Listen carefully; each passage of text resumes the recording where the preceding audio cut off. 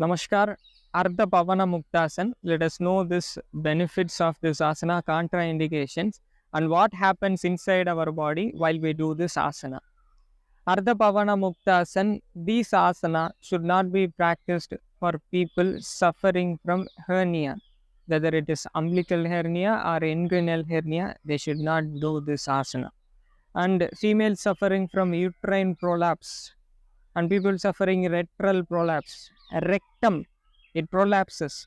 So those people, they should avoid practicing this asana. People who have done surgery recently and injury, they should seek medical advice and then can do this asana. Till recovery of that surgical pain or surgical repair of our body, they should take rest. And after any injury, till recovery of that injury, take rest and then they can do this asana. Surgery and injury are two types of common things we tell for all the asanas. Coming to the benefits, this asana is a boon for two types of people. One is for sciatica. For sciatica, this asana, even one time they do this asana perfectly, immediately they get a sense of relief in their sciatic pain. When they practice this asana regularly, they will get out of the sciatic pain. They can manage the sciatica pain very easily. For sciatica, there are a lot of asanas. One of the best indicated asana is this Ardha Pawanamukthasana.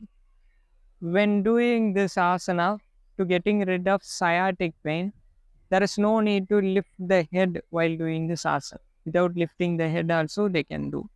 And people who suffer from neck pain, they can avoid lifting their head, like cervical spondylosis. They can avoid lifting their head when doing this asana.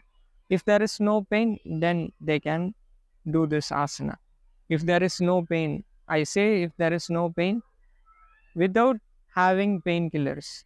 If they have painkillers, they will not feel pain. It numbs the pain sensation. It kills the indication that there is some problem regarding that region. So, for cervical spondylosis, if you are taking painkillers, then you avoid doing the asana with lifted head. Without lifting the head, you can do this asana. And for people suffering from lower back pain, they can very well do this asana. They will get a sense of pain relief within 2-3 sittings itself. 3 rounds you practice, comfortable timings without straining the body, you can practice and get a lot of benefits. And for ladies suffering from amenorrhea is absence of periods.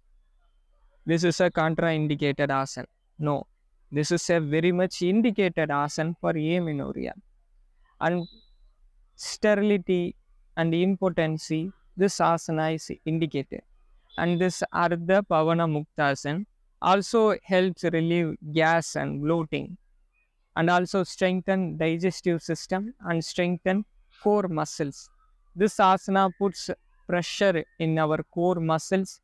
It gets new fresh blood to our digestive system, rejuvenates the digestive system, and also stretches hip region, muscles of the hip region and lower back region, and helps align that region, and also aids by bringing nourishment and flush blood supply.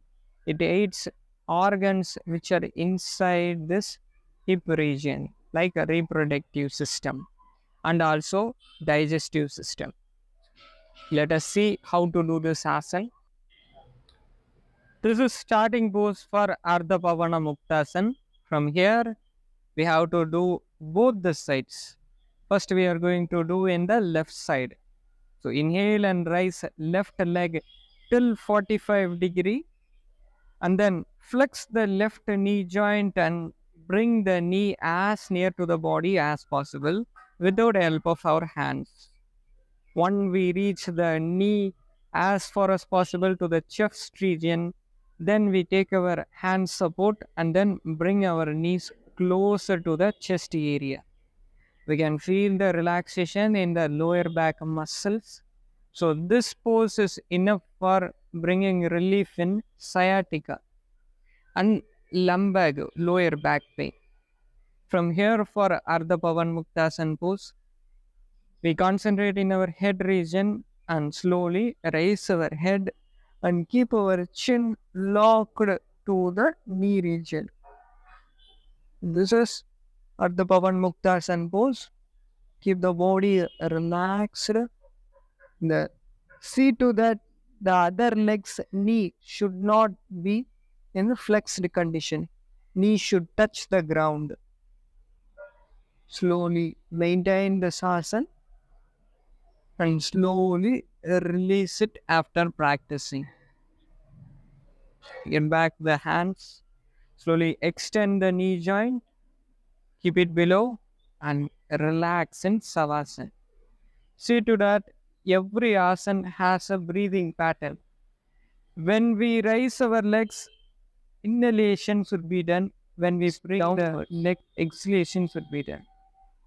When knee comes near the body, exhalation is there. When knee goes outside the body, there is inhalation. Inhalation and exhalation should be done in every part of the movement. Thank you. If there are any doubts, you can leave it in the comments.